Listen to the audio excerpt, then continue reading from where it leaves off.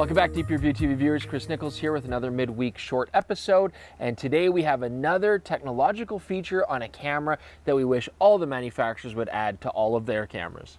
Now here with me I've got the Sony A99 Mark II. This was a technologically astoundingly good camera. Now the Sony A99 and the A99 II had this feature which Sony calls Select Focus Area. It's essentially a focus limiter, and it's a very charming feature.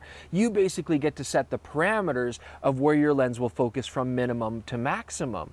Now, how does this help us out? Well, imagine that you're shooting something like a sporting event where you have a fixed goalpost, but you also have players on the field. But you don't need the lens to go beyond the goal, and you certainly don't need the lens to focus 2 meters away from you. You could set your own focus area, the nearest and the farthest. This would greatly enhance the performance of the autofocusing system because it doesn't have to worry about distances beyond those ranges. Now, I know you might be thinking, hang on, Chris, my Canon telephoto, my Nikon telephoto, they have these focus limiters. I mean, hell, this Sony 70-200 2.8 A mount for this very camera also has that, but it's a hard set limit. What you can do with the Sony is determine your very own near and far point. It was very easy to do. You get a scale, you use the front dial to set one, use the back dial to set the other, and then you set a custom point. You can even point the camera at a specific subject, like the soccer goal, for example, focus on it, and then lock that in as one of your points. And this isn't just for sports. I mean, think of the possibilities. Imagine, if you will, a hummingbird landing at a hummingbird feeder. You could literally set your focus distance to only encompass that feeder. Or a model in a portrait studio situation. Have them lean forward, that's one point. Have them lean back, that's another. And now the camera will only work within that range, very much enhancing your success rate with autofocus capability.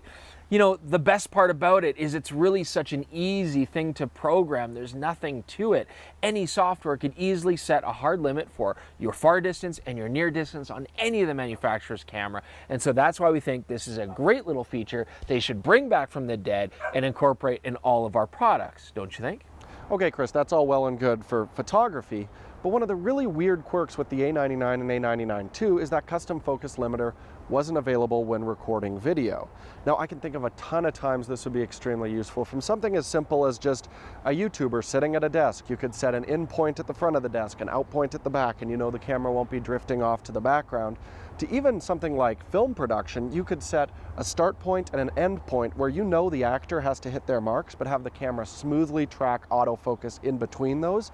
Be a really slick feature, and I would love to see it on a video camera as well as photo cameras. And of course, there's tons of different ways that you could implement this. I mean, Sony did it with just the front and rear dial, but it's a little bit clunky. Imagine you touch a custom button and then you just touch the shutter halfway for near, touch it again for far. Or using a touchscreen and simply touching the areas that you want the camera to limit itself to. Either way, it's a very simple feature we'd like to see in a lot of other cameras, and we hope that you agree. So leave your comments below, let us know what you think. Don't forget, Instagram and Twitter, please check those out. Subscribe to the channel, and don't worry, because we will be your advocates, imploring the manufacturers to come up with more and more features that we think will be useful across the board. Thanks so much for joining us.